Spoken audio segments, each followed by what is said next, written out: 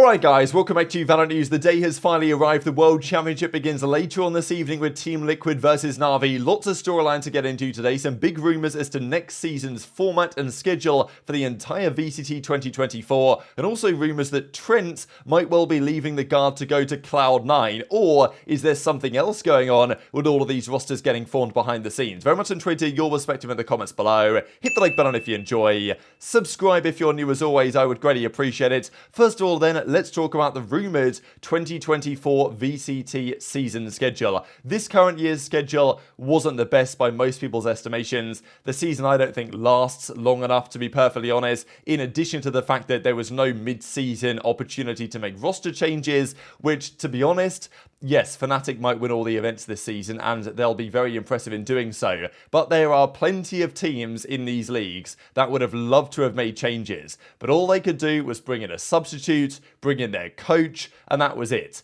I think we'd have a much more competitive and, frankly, interesting league at the top ends if teams could make changes mid-year. And you can do that if there are two splits. This is at least how I read it. So next season, instead of having one split, which was not good as far as I'm concerned, there's going to be two regular season splits with a Masters event to close out each split. This is significantly improved, I think, to this season. So the rumour is mid-January 2024 it's going to begin, and then mid-September the season's going to end. That's pretty good. 8-9 months of a season, 3 or 4 months off. I think that's that's how esports, it should be at least something like that. And that's an acceptable, I would say, length of a season. And hopefully the tier 2 side follows on as well. Now, there's LCQ, there's champions at the end. What I would like to see in addition to this is some sort of kickoff event. I think there needs to be like 4 big events per year. 2 Masters at the end of each split, that's fine. Champions. But, you know, I think at the start of the season, instead of just going into like the regular league matches,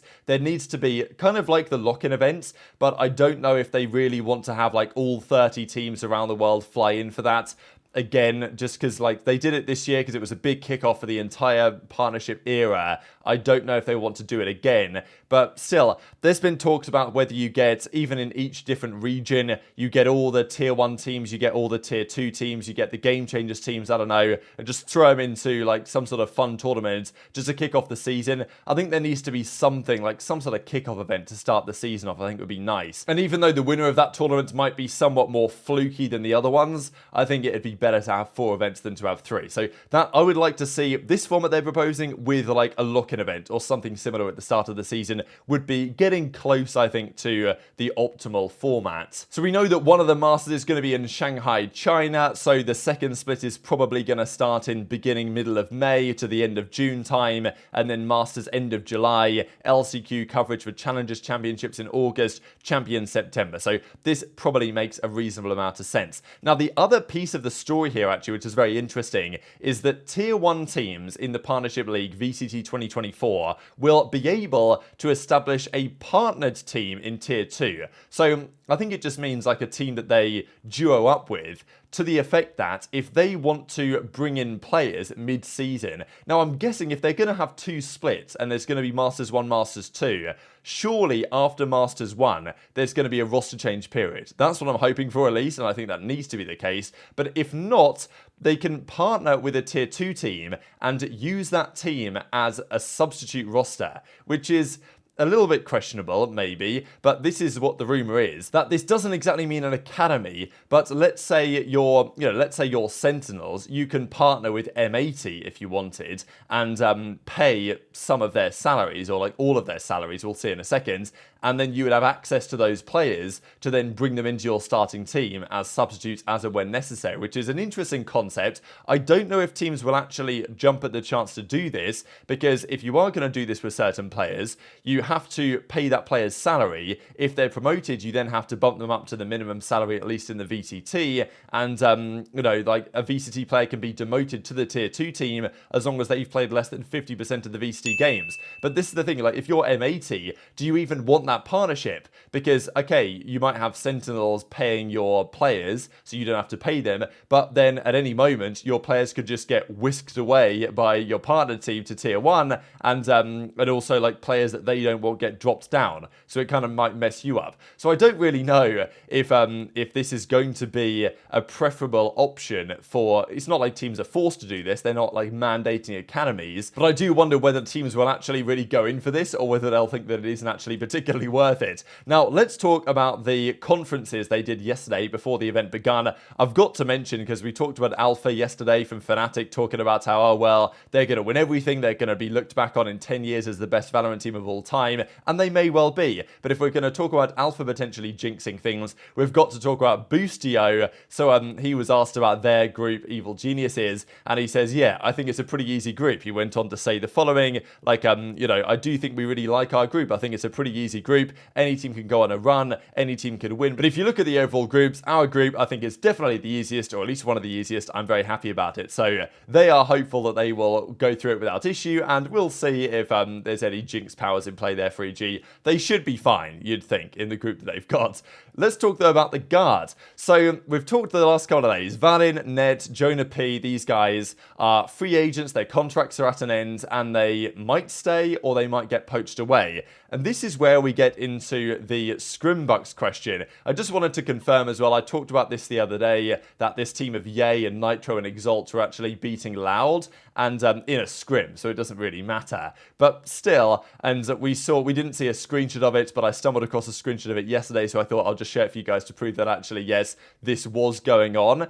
Maybe it doesn't matter that much, but this was also going on. So we see Cupid, Leaf, and Trent all in the same lobby, scrimming up 3-0, whoever they're playing against. Now, there's two ways to look at this. We saw the other day Koala Noob, right, of M80, was playing with the Cloud9 guys. And now we see Trent, and it's difficult to think, okay, if Trent was to come into C9, how would it work in terms of roles? Where would he step into? And also, given the fact that he supposedly had some offers from Tier 1 last season, and might have heavily considered turning them down to team with the guys that he teamed with on the guard and make them qualify, would it make sense for Trent to now leave the guard and go to join a team like Cloud9? Maybe, and I think that he will get offers, but he might want to stay on the guard anyway going forwards, depending on the circumstances.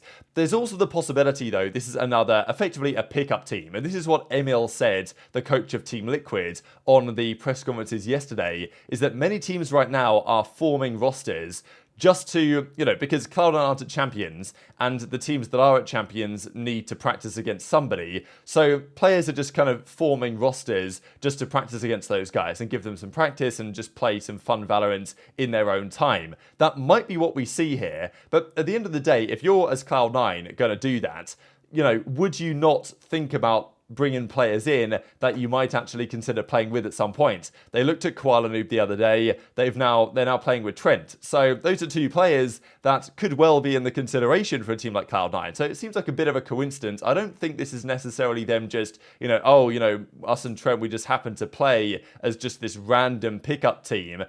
I think there might be some other intentions behind this. Now, as I said with Koala Noob the other day, the chances that he actually joins Cloud9 I think are very slim. But nonetheless, they are looking at their options here. And I think that even if they are doing these pickup games in order to get a good idea of you know, how they might play and just to give some practice to some of the teams that actually are competing in Champions starting today, there's, you know, they can also have some benefit for themselves by trialing players that they might be interested in potentially signing. Even if that means Trent is going to still stay on the guard and it's going to be no problem, I think he will get offers from somewhere. And it's a question as to whether he stays or whether he does not. But let's talk about Champions then, go through what my brief predictions are going to be. You guys know that my predictions, of course, for Valorant historically absolutely terrible, so do not listen to anything that I'm about to say. But I will just quickly say that, well, Zeltis, I think he might have copied this off someone, but he did come up with these predictions.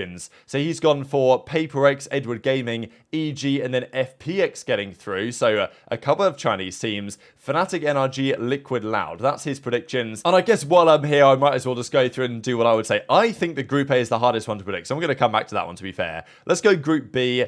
I've got to think that EG get the job done here. I don't know what I think about FUT Esports or FPX or T1 really. I don't know. I'm going to take T1, I think, to make it through. So I'll take EG and T1 to advance here from Group B. Group C, you've got to take Fnatic to win both of these games. And I will say that more than likely NRG take this against Zeta. I think that NRG typically will get the job done in groups. So for these groups, I'm just kind of leaving it as it is. I'll go to Group A now, actually. So I've got to take Paper X to advance for sure. I think this group is really interesting, and I actually think that any of Crew, Edward, and Giants could qualify in this second spot.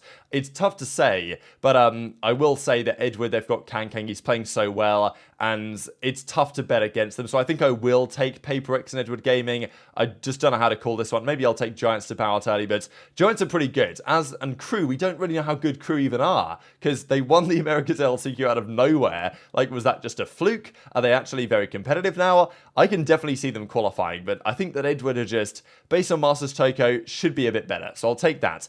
Group D, I'm going to take something. I mean, I think that any way you pick this group, there's going to be some sort of upset in play. Na'Vi, I would say, are the weakest team here, so I'm going to take Liquid to beat them, and that's the first game of today, actually, so I might be wrong immediately. Then DRX versus Loud, and both of these teams are in a really interesting spot for me. Loud, we know that they apparently have all this drama behind the scenes, all this friction that's going down, and they've not got an easy group at all, and they did bow out very early of Masters Tokyo, and they're apparently losing to Ye's team with Exalt and Nitro in pre-tournament scrims, or, which isn't exactly ideal. Then again, if they perform at their level, then they can easily make it very deep in this tournament. And DRX are arguably a team, and especially because Loud know that they're going to have to be playing DRX for some time here, that DRX have probably not innovated as much as they needed to, but then again, it's difficult to know what roster they're going to exactly turn up with. So I am going to say that DRX either just get bodied here and just go home immediately, or they look really good.